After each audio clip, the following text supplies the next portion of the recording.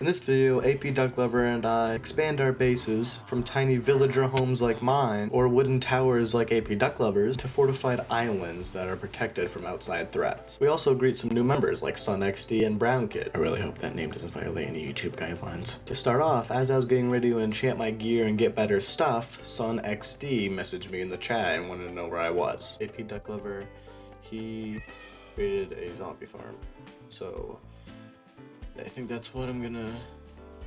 What do you want, XD? Where you at? 1679, negative 144. Not that close to me, he's in a different village. I got my valuables. I have to get that in there. Boom. Boom. Put all that crap in there. Oh!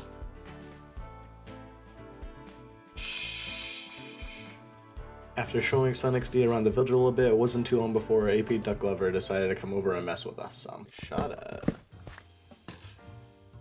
Someone's doomed to fall? Bro. After killing SunXD, APDucklover continued to be a nuisance and build all around my land, and so I had to destroy it all. And while doing this, another player logged on called BrownKid. This opportunity was too good for APDucklover to pass, and so he continued to bully players, such as BrownKid, by using a stick and hitting him with it. He even tried to give BrownKid a stick so he would fight back. I will win! Bro, stop. Okay, I'm gonna give him a stick to fight back. Please okay, just please just welcome our fight guests. A few minutes later, he ended up killing him. And believe it or not, this was not the first time. Bro! But it was the last time, as BrownKid ended up logging off. Once no one else was distracting me, I went back to trying to get enchanted diamond armor. Except instead of using APDucklover's zombie farm, I decided to use this very basic piglin farm that I saw in a TikTok video once, and honestly, it works pretty well. I first had to collect more obsidian for another portal though, because APDucklover had taken the nether portal when he attacked me and Erratic Banjo earlier on. After collecting the needed obsidian, I recreated the portal in the same spot I had it previously, meaning it would link up to the same portal in the nether. We gotta find like another waste. Open nether waste. I then searched around for a while until I found a flat nether waste biome area, where I then constructed a box to trap and kill pigmen. After testing it and realizing it actually works pretty well, I then moved my enchantment table there. While I was in the process of collecting bookshelves, I was able to see APDucklover and his crazy chicken farm. Once the enchanting table and XP farm were both set up, I started enchanting.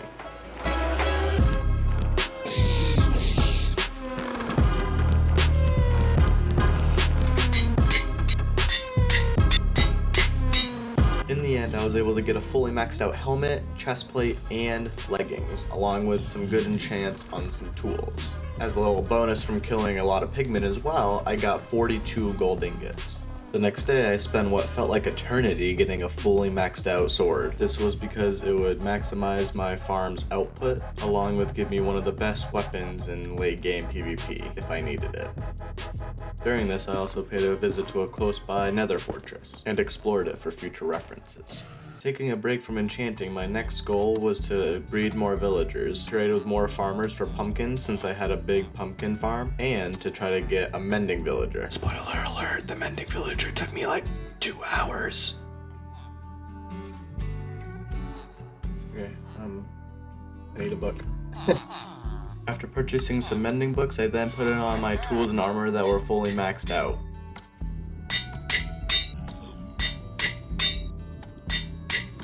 Shortly after this, APDucklover took me to go see his base that he had been working on, and boy, he had improved it drastically. APDucklover had created stone brick walls around his entire part of the island that he claimed. This ended up inspiring me to find my own island and create my own walls and my own protection around it. However, the island that my villagers were on was way too big to try to create a perimeter around it, and so I found an island that was very close to Surveya and started building on that instead.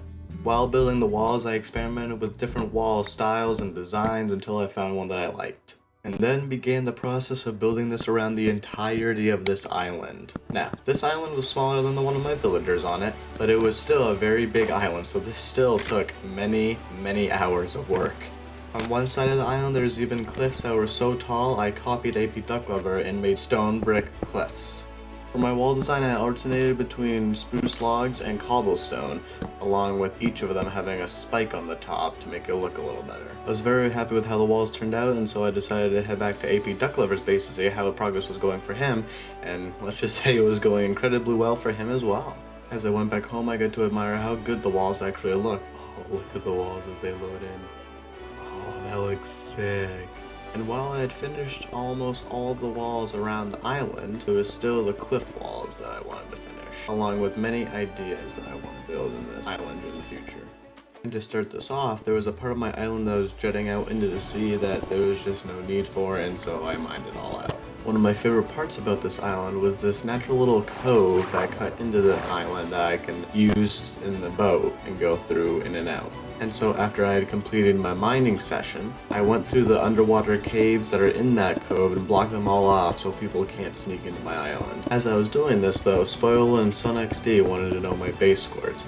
Now, in the past, I would have told them, but I have learned my lesson and I've gotten griefed a few times already, and so I'm like, yeah, no, I'm not gonna give you my chords. Which resulted in me lying in chat saying, oh, I don't know what my base is when I'm literally at my base right now.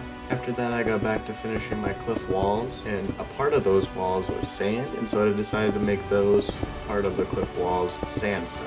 Once the walls were finished, I still had a few goals in mind. One was getting rid of all the trees off the island to make room for builds in the future, and the other was to create like redstone gates or doors for the gates that were around the island. I also ended up starting a project that would be a bunker for villagers to live once I moved them in, and I used a redstone door to open and close that.